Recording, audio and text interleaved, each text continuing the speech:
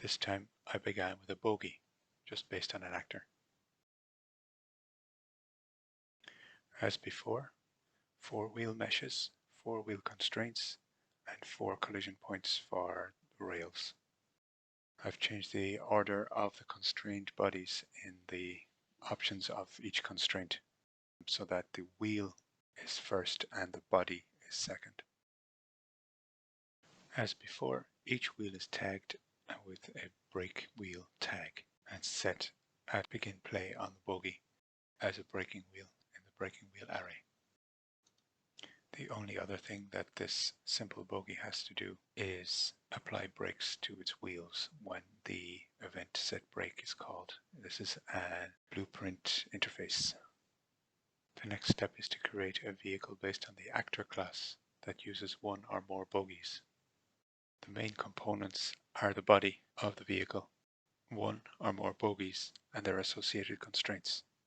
For the rest, there is audio and buffers, and then a child actor that will contain the brake. For the basic wheeled vehicle, the begin play is mostly concerned with the audio side of things. The set brakes method from the blueprint interface calculates the braking strength and passes that on to the bogies. To create a powered vehicle requires powered bogies. Each powered bogie is the same as the basic bogie except that it has a driving wheels array and a value for throttle. Each of the wheel meshes has an additional tag called drive wheel. The set throttle valve method from the blueprint interface adds torque to each of the wheels. Powered vehicle has the additional child actor of throttle and a child actor for a reverser if it's a loco, engine audio, and a torque multiplier variable. The throttle child component calls the set throttle valve on the vehicle, and the reverser calls the set reverser pause on the vehicle. Throttle, reverser, brake all inherit from a blueprint named interactable item that inherits from actor. This blueprint can be a lever or a switch or a button. Variables such as number of detents and max rotation, etc. are taken into account. Blueprint interface events such as show outline and hide outline are triggered by a raycast on the player character. The outline mesh is a child of the item mesh but is a clone of it without collision, and with outline material applied, the visibility is switched off by default and only gets shown when the player's raycast hits it. The move control event is called by the player controller via blueprint interface and causes the control to click or switch or move, or if it's animated, to move smoothly.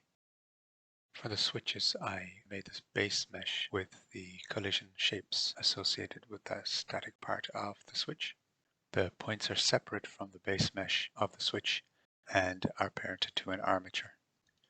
Left and right collision were handled separately, each with a collision parent mesh placeholder and UCX collision shapes generated along a curve matching the switch curvature. Basic switch blueprint is made up of the base mesh, which is the body, mesh for the points mechanism, a skeletal mesh blueprint, which is the points, and then the 2 collision shapes for either going straight or left or straight and right, and an audio trigger as well for the wheel squeak. The points skeletal mesh is driven by an animation blueprint that transforms the bone rotation. The bone rotation amount is transmitted by the switch to the points blueprint, and this affects the amount of rotation of the bone. As well as setting the points animation, the switch also moves its collision to suit which direction the points are facing. The appropriate collision is raised and the other one is lowered.